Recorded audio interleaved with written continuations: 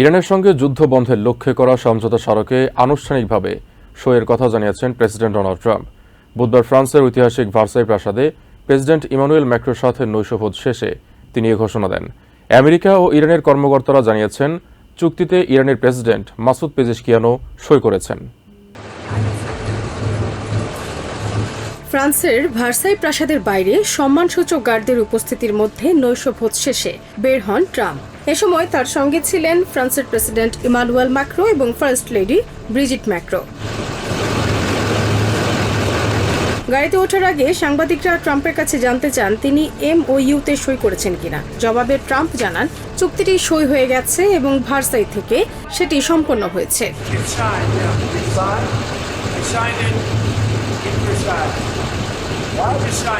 আমেরিকার কর্মকর্তাদের তথ্য অনুযায়ী যুদ্ধবন্ধের উদ্দেশ্যে তৈরি এই সমঝোতা স্মারকটি প্রথমে ডিজিটাল সই করা হয়েছে। রোববার এতে সই করেন ভাইস প্রেসিডেন্ট জেডি ভ্যান্স এবং ইরানের প্রধান আলোচক মোহাম্মদ বাকের গালিবাফ। পুরো প্রক্রিয়ায় সাক্ষী ছিলেন প্রেসিডেন্ট ট্রাম্প। এরপর ইরানের পক্ষ থেকেও চুক্তি চূড়ান্ত হওয়ার বিষয়টি নিশ্চিত করা হয়। ইরানের পররাষ্ট্র মন্ত্রণালয়ের মুখপাত্র ইসমাইল বাঘেই রাষ্ট্রীয় গণমাধ্যমকে জানান, ইরান ও আমেরিকার মধ্যকার সমঝোতা স্মারক এখন আনুষ্ঠানিকভাবে সম্পন্ন হয়েছে, কারণ দুই পক্ষই এতে সই করেছে। তার বক্তব্য অনুযায়ী ফার্সি ভাষার নথি এবং ইংরেজি ভাষার নথির বিষয়বস্তু একই। অন্য পক্ষ সেই নথিতে সই করেছে। বাঘি আরও জানান, আগামী 60 দিনের মধ্যে অন্য পক্ষকে মধ্যপ্রাচ্যে সামরিক উপস্থিতি বাড়ানো বা নতুন নিষেধাজ্ঞা আরোপ করা থেকে বিরত থাকতে হবে। ইরানের প্রতিরক্ষা সক্ষমতা নিয়ে কোনো পর্যায়ের আলোচনা হবে না বলেও জানান তিনি। এদিকে ইরানের প্রধান আলোচক মোহাম্মদ বাকের গালিবাফ জানিয়েছেন, শান্তি চুক্তির পরও হরমুজ প্রণালী যুদ্ধের আগের অবস্থায় ফিরে যাবে না। তিনি জানান, যুদ্ধের সময় তিনি বলেছিলেন হরমুজ প্রণালী আর আগের মতো থাকবে না এবং এখনো তিনি সেই অবস্থানেই আছেন। তবে গালিবাফের দাবি, এর অর্থ এই নয় যে ইরান আন্তর্জাতিক আইন বা নৌ চলাচলের প্রতিষ্ঠিত নিয়ম উপেক্ষা করবে, বরং তেহরানের সব পদক্ষেপ আন্তর্জাতিক আইনের মধ্যেই থাকবে। প্রেসিডেন্ট ট্রাম্প জানান, ইরানের সাথে চুক্তি চূড়ান্ত নয়। তিনি সতর্ক করেন, তার পছন্দ না হলে বা ইরান সঠিক আচরণ না করলে আবার হামলা চালানো শুরু করবে আমেরিকা। বুধবার ফ্রান্সের G7 সম্মেলন শেষে দীর্ঘ সংবাদ সম্মেলনে ট্রাম্প বলেন, এই চুক্তির সবচেয়ে গুরুত্বপূর্ণ শর্ত হল ইরান কখনোই পারমাণবিক অস্ত্র তৈরি বা ক্রয় করতে পারবে না। ইরানের তেল বিক্রি ও নিষেধাজ্ঞা শিথিল প্রসঙ্গে ট্রাম্প স্পষ্ট করেন, ইরান যদি সঠিকভাবে চলে তাহলেই নিষেধাজ্ঞা শিথিল হবে। এই চুক্তির আওতায় আমেরিকা ইরানকে কোনো অর্থ দিচ্ছে না বলেও দাবি করেন ট্রাম্প। বুধবার ফ্রান্সের G7 সম্মেলন শেষে এক দীর্ঘ সংবাদ সম্মেলনে ইরানের সাথে হওয়া সমঝোতা স্মারককে পারমাণবিক অস্ত্রের বিরুদ্ধে অভেদ্য দেয়াল বলে অভিহিত করেন প্রেসিডেন্ট ডোনাল্ড ট্রাম্প। তিনি জানান, হরমুজ প্রণালীতে ইতিমধ্যে সামুদ্রিক যান চলাচল বেড়েছে এবং দ্রুতই জ্বালানি তেলের সরবরাহ স্বাভাবিক হবে।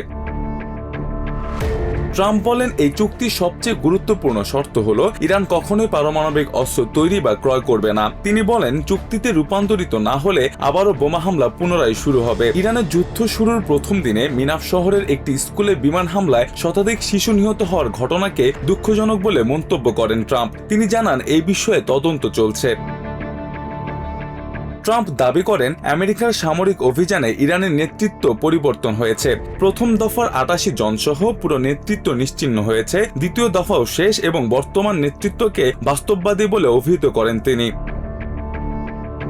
তিনি জানান, এই যুদ্ধে ইরানের প্রায় $2 ট্রিলিয়ন ক্ষতি হয়েছে, যা পুনর্গঠনে 15 থেকে 20 বছর লাগবে। তবে আমেরিকা অর্থ না দিলেও প্রতিবেশীরা সাহায্য করতে পারে। ট্রাম্প স্পষ্ট করেন, ইরান যদি সঠিকভাবে চলে তাহলে নিষেধাজ্ঞা শিথিল হবে। এ সময় পাকিস্তান ও কাতারকে মধ্যস্থতায় বিশেষ ভূমিকার জন্য ধন্যবাদ জানান প্রেসিডেন্ট। চায়নার প্রেসিডেন্ট শি জিনপিং এর নিরপেক্ষতা এবং রাশিয়া ইরানকে বড় কোনো অস্ত্র না দিয়ে পরিস্থিতি সহজ করায় উভয় দেশের প্রতি কৃতজ্ঞতা প্রকাশ করেন তিনি। লেবাননের বর্তমান বিধ্বস্ত পরিস্থিতি নিয়েও দুঃখ প্রকাশ করেন ট্রাম্প। রাশিয়া ও চায়নার সাথে একটি বৈশ্বিক পারমাণবিক নিরস্ত্রীকরণ চুক্তি করা সম্ভব হবে বলে আশা ব্যক্ত করেন তিনি। এর আগে ভারতের প্রধানমন্ত্রী নরেন্দ্র মোদীর সাথে দ্বিপাক্ষিক বৈঠকে বাণিজ্য চুক্তি নিয়ে আলোচনা করেন ট্রাম্প। সেখানে তিনি বলেন, মোদী প্রশাসনের অধীনে ভারতে কোনো হামলা হলে দেশটিকে রক্ষা করবে America. If they're attacked and he's the leader, we're going to be there to help. একই দিন ইজিপ্টের প্রেসিডেন্ট ফাতা আল সিসির সঙ্গে বৈঠককালে বাণিজ্য ও রেনেসাঁ বিরোধ নিয়ে আলোচনা করেন ট্রাম্প। সেখানে তিনি বলেন, ইরানের সঙ্গে চুক্তিতে আমেরিকার $300 বিলিয়ন তহবিল দেওয়ার খবরটি পুরোপুরি মিথ্যা। It's false. People, you can invest if you want. সংবাদ সম্মেলন শেষে প্যালেস অফ ভার্সাইয়ে ফ্রান্সের প্রেসিডেন্ট ইমানুয়েল ম্যাক্রোর সাথে একটি গালা ডিনারে অংশ নেন প্রেসিডেন্ট ট্রাম্প। নিউ ইয়র্কের আলোচিত গিলগো বিচ সিরিয়াল কিলিং মামলায় দোষী সাব্যস্ত রেক্স হিউবারম্যানকে 3 দফা পেরোলবিহীন যাবজ্জীবন এবং অতিরিক্ত 100 বছর থেকে যাবজ্জীবন কারাদণ্ড দিয়েছে আদালত। বুধবার লং আইল্যান্ডের রিভারহেড আদালতে এই সাজা ঘোষণা করা হয়। রায়ের আগে বিচারক টিমোথি ম্যাকজেই হিউবারম্যানকে ঘৃণ্য ও কাপুরুষ বলে তীব্র সমালোচনা করেন। 1993 থেকে 2010 সালের মধ্যে 8 নারীকে হত্যার এই দীর্ঘ রহস্যর জট খুলতে ডিএনএ প্রমাণ, মোবাইল ফোনের তথ্য এবং তদন্তকারীদের নতুন অনুসন্ধান গুরুত্বপূর্ণ ভূমিকা রাখে। অবশেষে অবসান হলো নিউ ইয়র্কের লং আইল্যান্ডের বহুল আলোচিত গিলগো বিচ সিরিয়াল কিলিং মামলার। 8 নারীকে হত্যার দায় স্বীকারের পর রেক্স হিউবারম্যানকে বুধবার 3টি পরপর প্যারোলবিহীন যাবজ্জীবন ও অতিরিক্ত 100 বছরের কারাদণ্ড দিয়েছে আদালত।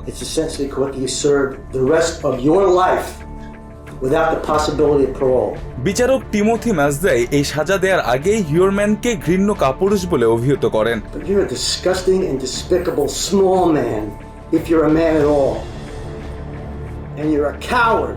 সাজা ঘোষণার আগে আদালতে হিউবারম্যান বলেন, আদালতে যা বলা হয়েছে তার জন্য তিনিই দায়ী, তবে কৃতকর্মের জন্য কোনো অনুশোচনা আছে কিনা বিচারকের এমন প্রশ্নে হিউবারম্যান সংক্ষিপ্ত জবাবে হ্যাঁ বলেন। 8 women that you strangled to death, at least 8 that we know of. Are you at least a little bit sorry for that? Yes? Yes, I am. 2026 সালের এপ্রিলে মেলিসা মেগান সহ 8 নারীকে হত্যার দায় স্বীকার করেন হিউবারম্যান। 1993 থেকে 2010 সালের মধ্যবর্তী এসব হত্যাকাণ্ডের রহস্য উদ্ঘাটনে মূল ভূমিকা রাখে ডিএনএ বিশ্লেষণ ও মোবাইল ফোনের তথ্য, যার জেরে 2023 সালে গ্রেফতার হন পেশায় স্থপতি হিউবারম্যান। 2 দশকের বেশি সময় ধরে বয়ে বেড়ানো শোক ও অপেক্ষার অবসান ঘটলেও হারিয়ে যাওয়া প্রিয়জনদের আর ফিরে পাওয়া সম্ভব নয়, এমন বার্তায় উঠে এসেছে ভুক্তভোগীদের পরিবারের বক্তব্যে। Valerie is the one who is free today, and you are not. If I could say something to her murderer, I would say this. You thought you took her voice, but you didn't know that she had people who loved her. You hunted her, and I hunted you. I lived with survivor's guilt for over a decade. I replayed every moment over and over again in my mind. For all the attention this case has brought him, he remains the least interesting person in it. He took away birthdays, holidays, conversations, hugs, advice, and every future moment a mother and daughter should have shared. The damage he caused extends far beyond the day he made this crime. আদালতের কর্মকর্তারা যখন হিউবারম্যানকে হাতকড়া পরিয়ে বাইরে নিয়ে যাচ্ছিলেন, তখন পুরো আদালত কক্ষে উপস্থিত সবার উল্লাসধ্বনি শোনা যায়।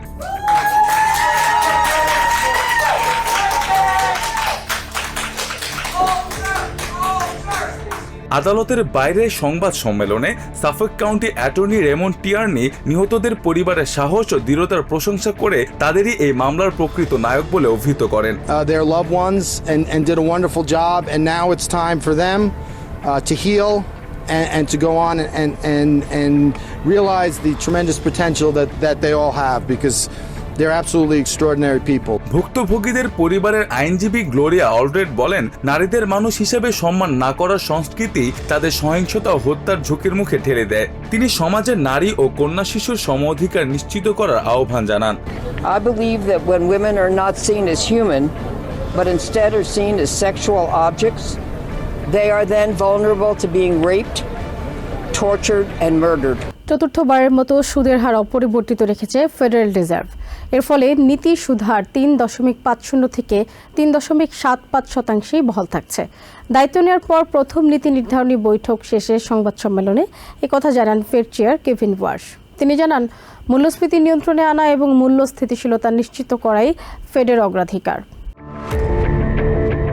মূল্যস্ফীতি নিয়ে উদ্বেগ থাকলেও আপাতত সুদের হার অপরিবর্তিত রাখার সিদ্ধান্ত নিয়েছে ফেডারেল রিজার্ভ। বুধবার ফেডারেল ওপেন মার্কেট কমিটির বৈঠকে সর্বসম্মতিক্রমে ফেডারেল ফান্ডস রেট 3.50 থেকে 3.75% বর্তমান সীমার মধ্যেই রাখার সিদ্ধান্ত হয়। The committee decided to maintain the target range for the Fed funds rate at 3.5 to 3.75%. দায়িত্ব নেওয়ার পর প্রথম বৈঠক শেষে সংবাদ সম্মেলনে ফেড চেয়ার কেভিন ওয়ার্শ বলেন, মূল্যস্ফীতি এখনও 2% লক্ষ্যমাত্রার উপরে অবস্থান করছে। We recognize that inflation has been running well ahead of the Fed's long-stated inflation goal of 2%. That's been going on for more than 5 years.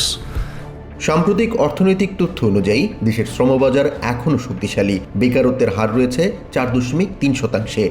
একই সঙ্গে কর্মসংস্থান বৃদ্ধির ধারাও অব্যাহত রয়েছে। এসব কারণেই আপাতত সুদের হার অপরিবর্তিত রাখার পক্ষে অবস্থান নিয়েছেন নীতি নির্ধারকরা। And capital investment, both strong. Job gains have kept pace with the workforce, and the unemployment rate has changed little. Fed chair আরও জানান, অর্থনৈতিক পরিস্থিতির পরিবর্তনের সঙ্গে সঙ্গে ফেডের অবস্থানও পরিবর্তিত হতে পারে। Usual summary of economic projections. It's been the practice of this committee for participants to submit these projections, and I have encouraged my colleagues to continue to do so. তবে সর্বশেষ অর্থনৈতিক পূর্বাভাস নিয়ে কিছুটা কঠোর বার্তা দিয়েছে ফেড। নতুন পূর্বাভাসে দেখা গেছে ফেডের 9 জন কর্মকর্তা 2026 সালের শেষ নাগাদ অন্তত একবার সুদের হার বাড়ানোর সম্ভাবনা দেখছেন। To be at 3.8% at the end of this year and 3.6 at the end of next. বিশ্লেষকদের মতে মধ্যপ্রাচ্যের উত্তেজনা এবং তেলের উচ্চমূল্য মূল্যস্ফীতির উপর নতুন চাপ তৈরি করেছে। ফলে মূল্যস্ফীতি প্রত্যাশার তুলনায় বেশি সময় ধরে উচ্চ পর্যায়ে থাকলে ফেডকে আবারও সুদের হার বাড়ানোর পথে হাঁটতে হতে পারে। Stable monetary policy over a long period of time and stop trying to forecast so much. এদিকে ফেডের ঘোষণার পর ওয়াল স্ট্রিটে নেতিবাচক প্রতিক্রিয়া দেখা গেছে। ভবিষ্যতে সুদের হার দীর্ঘ সময় পর্যন্ত উচ্চ পর্যায়ে থাকতে পারে এমন আশঙ্কায় বিক্রির চাপ বাড়ে শেয়ার বাজারে। ফলে দিনের লেনদেন শেষে S&P 500 এবং ন্যাসড্যাক সূচক 1% বেশি কমেছে।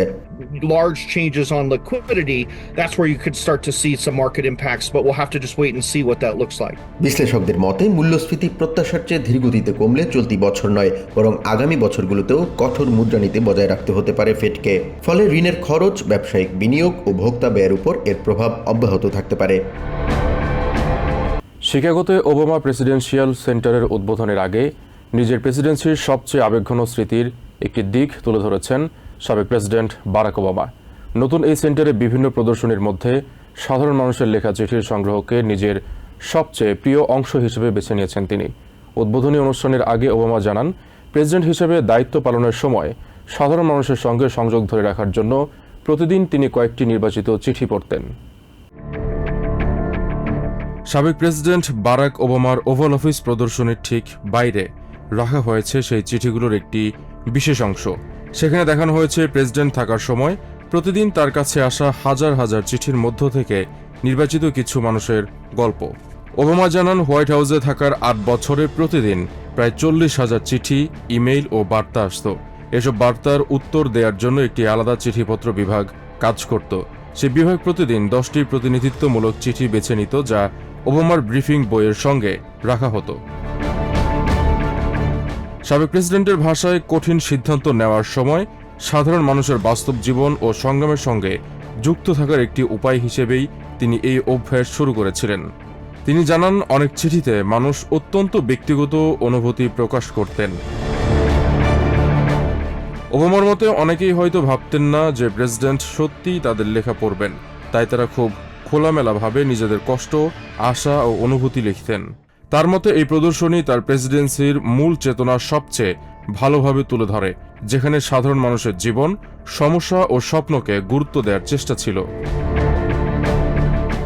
শিকাগোর এই প্রেসিডেন্সিয়াল সেন্টারে ওবামার রাজনৈতিক জীবন, প্রেসিডেন্ট হিসেবে নেওয়া সিদ্ধান্ত, সামাজিক পরিবর্তনের উদ্যোগ এবং ব্যক্তিগত স্মৃতির নানা দিক তুলে ধরা হয়েছে।